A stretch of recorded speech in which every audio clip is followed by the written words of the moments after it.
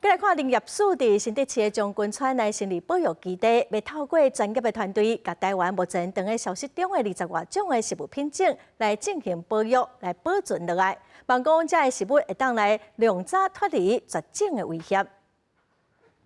林业署指出，台湾目前差不多有60%保育类的野生动物以及受威胁的食物品种，拢生存在国有森林以外的区域，其中7成挖进人的活动范围，严重威胁到食物探种。林业署成立保育基地，要甲渐渐无去的食物品种找回来。保留了来，把超过20种过去所富裕的这些濒危植物呢，重新再种回来。那我们的保育跟复育的工作呢，不能够只是保种，然后把这些植物种在所谓的苗圃。我们希望跟县市政府合作，能够让这些植物栖息在更多的公共的空间。我们希望能够把新竹市的这个绿植栽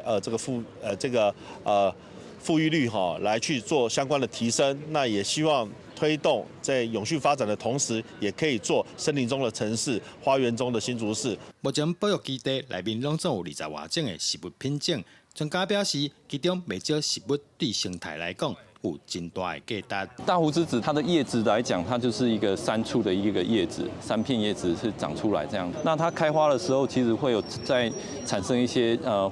白色的一些。